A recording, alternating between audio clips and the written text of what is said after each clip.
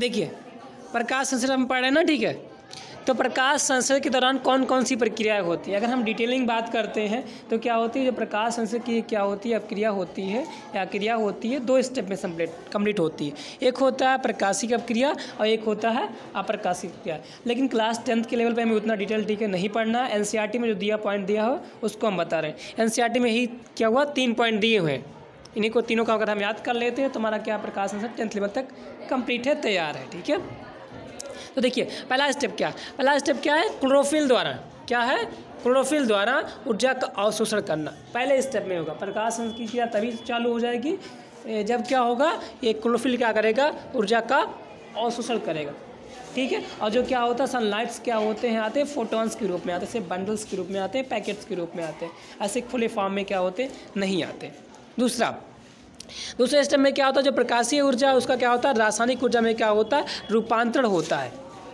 क्या होता है, रूपांतर मतलब उसमें चेंज होगा तथा, ठीक है, क्या होता है। और एक सबसे इंपॉर्टेंट पॉइंट क्या है, जल के अणुओं का, ठीक है, यहाँ पे क्या भूल गया, जल के अणुओं का ठीक क्या होता है, हाइड्रोजन तथा ऑक्सीजन में क्या होता है, टूटना, ठीक है, या जल के अणुओं का हाइड्रोजन तथा ऑक्सीजन में टूटना,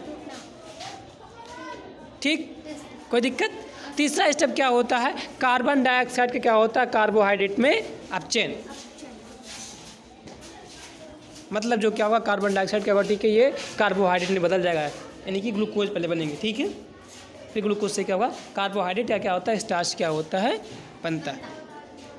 कोई दिक्कत, समझ बात आ गई। ये हमें एनसीईआरटी में दिया हुआ है, हमें एनसीईआरटी पढ़ लेना है, इतना कवर कर लेना है। और एक ग्लूकोज के मॉलिक्यूल्स के निर्माण के लिए क्या होता है, कुल टोटल क्या होता है, 54 एटीपी की आवश्यकता होती है। कैसे होता है, पहले क्या होती है, प्रकाशिक अपक्रिया होगी, प्रकाशिक अपक्रिया के दौरान क्या होता है, एटीपी बन जाता है, ठीक है। तो अगर हम समझ लें ऐसे, ठीक है, तो प्रकाशिक जो अपक्रिया होती है उस दौरान क्या क्या बनता है, एटीपी बनता है, NADPH2 बनता है और ऑक्सीजन बनता है। ऑक्सीजन कहाँ से आएगा, जल से आएगा, ठीक है, कोई दिक्कत। और 54 एटीपी बन जाएगा, फिर उससे क्या होंगे, एक ग्लूकोज के मॉलिक्यूल्स बनेंगे। और फिर क्या होता है, जो अप्रकाशिक क्रिया होती है उसके 3 तरीके से होता है, एक होता है C3 साइकिल, एक होता है C4 साइकिल और एक होता है कैम साइकिल। कैम साइकिल जो क्या होता है, मलस्तरीय जो पौधे होते हैं उनमें क्या होता है, चलता है, समझ रहे बात को। और क्या होता है, C3 C4 साइकिल, ठीक, जो नॉर्मल, ठीक है, हमारे यहाँ इधर प्लांट है, इन सब में क्या होता है, चलता है, कोई दिक्कत। आप क्लास 11th में जाएंगे तो वहाँ डिटेलिंग दिया हुआ, ठीक है, कैसे कैसे क्या होता है, इसे C3 साइकिल क्यों कहते हैं, C4 साइकिल क्यों कहते हैं, ठीक है, ये सब क्या हुआ बताया गया, कोई दिक्कत। तो प्रकाशिक अपक्रिया के दौरान क्या होता है, ATP, NADPH2 और ऑक्सीजन का क्या होता है, निर्माण होता है। इसे प्रकाशिक अपक्रिया या हील अपक्रिया भी कहते हैं, ठीक है, क्योंकि इसे हील नहीं हो जाता। C3 को कहते हैं कैल्विन साइकिल के नाम से भी क्या होता है, जाना जाता है, कोई दिक्कत। अभी हमने अगला स्टेप हमारा ये होगा, ठीक है, प्रकाश संश्लेषण जरूरी क्यों। प्रकाश संश्लेषण इसलिए ज़रूरी है, तो 2 रीज़न है, ठीक है।